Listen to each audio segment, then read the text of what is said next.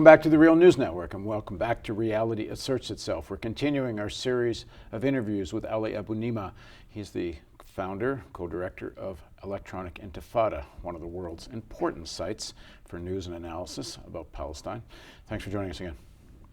And as I mentioned before, Ali is also the author of The Battle for Justice in Palestine, a new book. And in 2006, Our Country, a Bold Proposal to End the Israeli-Palestinian Impasse.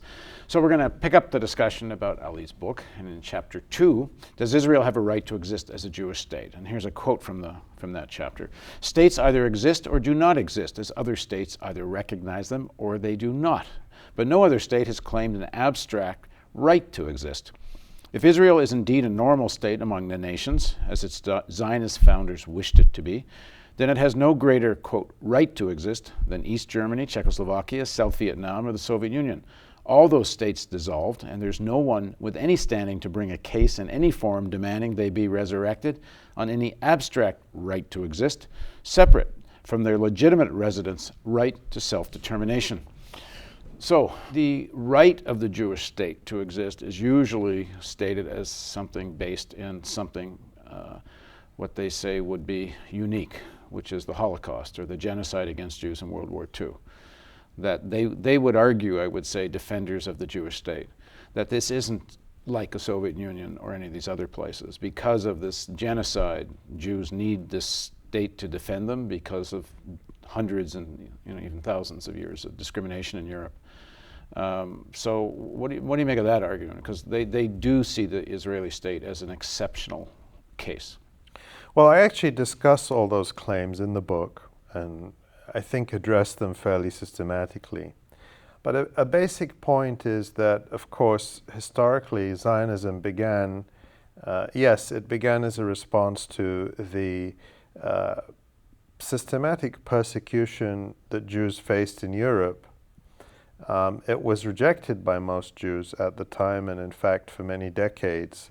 But it started long before the Holocaust. I mean, the Holocaust would be a sort of a post hoc justification for Zionism, given that the two are separated by many decades.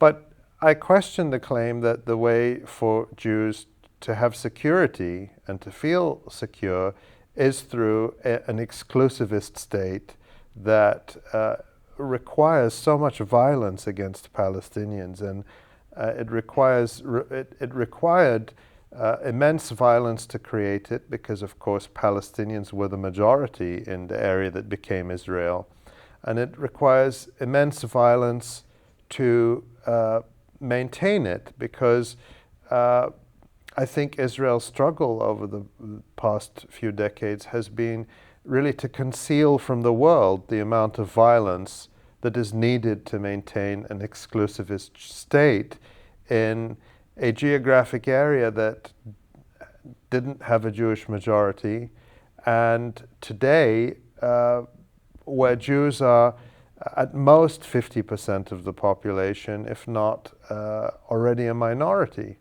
And so this requires you to think about different ways of organizing life so that you don't have this constant combat to maintain the supremacy of one group over another. Well, just to give the argument, I know people, and obviously anyone who watches the Real News, not me, but those that support a Jewish state will give the argument it could happen again, what happened in Europe. And actually you can see the rise of fascism in Europe again, in Ukraine and in France and also in Germany and other places. And this idea that's fairly deeply rooted because of what happened during World War II, and certainly in the Israeli public opinion to some extent in Jews in outside of Israel and North America, that there's this place of refuge, and there's certainly this idea that this tiny little state is surrounded by this far, far larger Arab population, and only through having essentially a militarized state could you have a safe haven. I mean, that's the psyche. Well, there's a number of claims there. First of all, you have to examine from a moral and ethical point of view the notion that Jewish Americans or Jewish Canadians should have a spare country as an insurance policy when the creation and maintenance of this spare country comes at a brutal price and brutal suffering of its indigenous people, who have to be expelled, kept as refugees, corralled in ghettos like Gaza or Qalqilia, treated as second-class citizens, and constantly demonized. Is that ethically a price that anyone should be asked to pay as an insurance policy for people living quite comfortably in Montreal or Chicago or other parts of the world? I think that's questionable.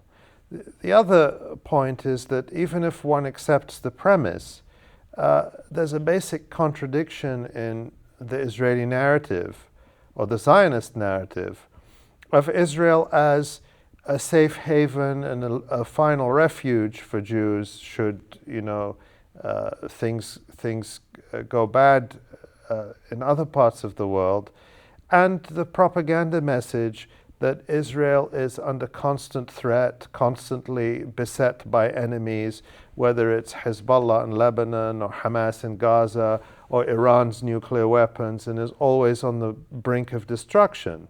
I mean, it can't be both. It can't be both a safe place and, this dangerous place. And to the extent that, Israel has become really the most dangerous place in the world for Jews, one has to examine what are the dynamics, what are the structures, what are the realities that perpetuate conflict and bloodshed and hostility. And I would argue, and I do argue, that it is the effort to create and maintain an exclusivist state at the expense of the indigenous Palestinian population, a colonial state. And therefore, the way to undo this hostility is through decolonization, is through going forward to a situation and, in a sense, returning to a situation where Jews and Palestinians can be part of the same entity.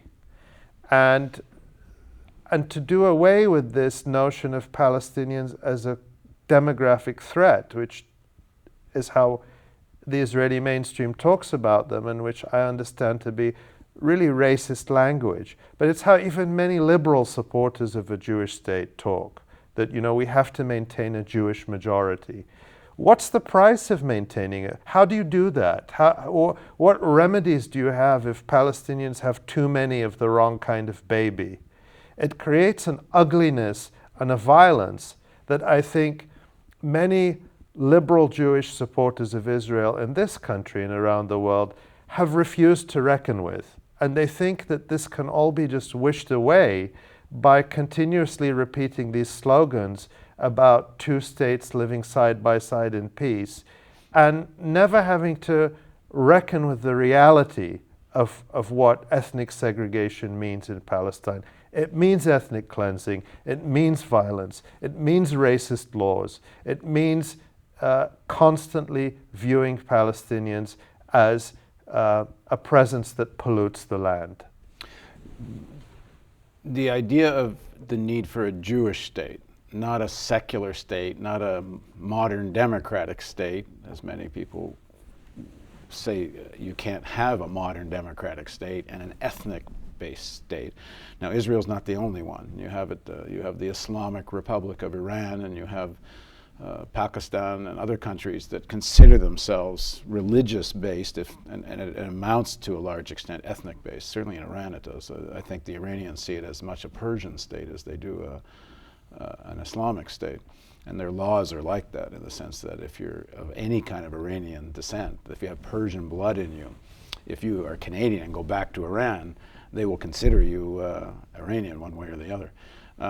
But that's not, I always find it interesting when people defend Israel based on comparisons with countries like Pakistan or Saudi Arabia or Iran, as if those are models that that anyone, aspires to or defends in terms of, Israel compares itself to Western liberal democracies. It doesn't say we're like Iran or we're like Saudi Arabia.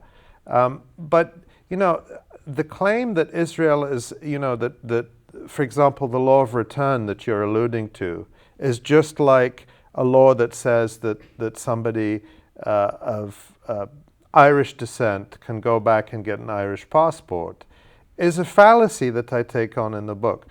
The example of Ireland comes up all the time.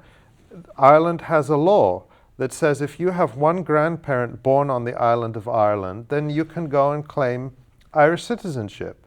And some people say, well, this justifies things like Israel's law of return for Jews. No, it's totally different, because the Irish law doesn't contain any provision that you have to be Catholic or you have to be Celtic or some other ethno-religious criteria. If you're Protestant from the north, if your grandparent was Protestant from the north, if your grandparent was you know, from any kind of background, you qualify. Whereas the Israeli law is designed to give privileges to people Israel identifies as Jewish wherever they are in the world, and specifically to deny them to Palestinians who are born in the country or whose parents or grandparents are born there. So, you know, I'm not here to defend other states and to say that other states are our models. No, I was actually going to make a point that the Israeli state is as backward as these other states. But what I was going to go on to say is that it as backward as it is, as non-democratic as it is, it does seem now very, very deeply rooted in the Israeli Jewish psyche that this whole narrative of what Israel is needs to be a Jewish state. And what I'm getting at is, even though I don't think that meets any modern definition of what a democracy is it not a fact that in whatever is going to be worked out in this kind of next sort of historical phase in terms of Palestinian-Israeli relations, that somehow it's going to have to be accommodated? Or do you think it's possible for Israeli Jews to get over that? Because right now it doesn't look like it. Well, I agree with you absolutely that right now it doesn't look like it. But the point I make in the book is that in analogous situations, it never looks like it.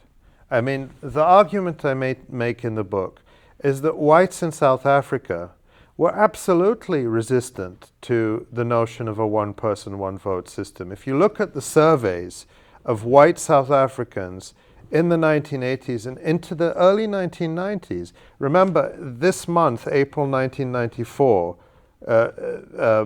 April 2014, it's 20 years since the first democratic election in South Africa.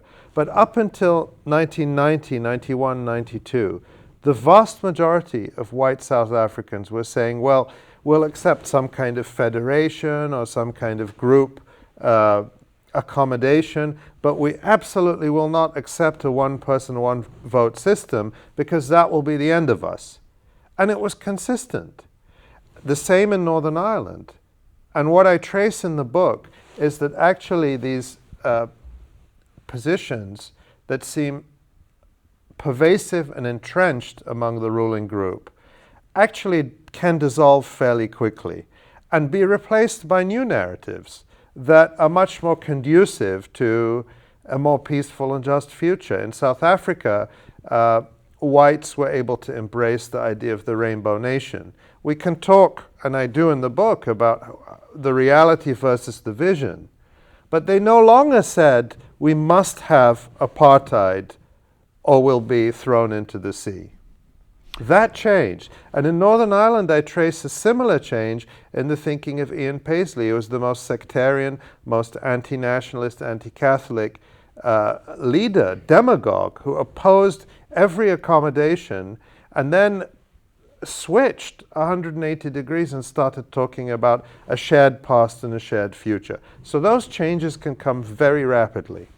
Okay, in the next segment of our interview, we're going to talk about what kind of changes might have to take place amongst the Palestinians. I was in Ramallah a few years ago, and I was kind of taken aback at the number of beautiful condos and villas I saw there. The issue of a resolution to the Palestinian-Israeli struggle, conflict, is also an issue of the introduction of neoliberalism and modern forms of capitalism in Palestine itself. So we're going to talk about that, and then we're going to move on to what solutions might look like on Reality Asserts Itself on the Real News Network.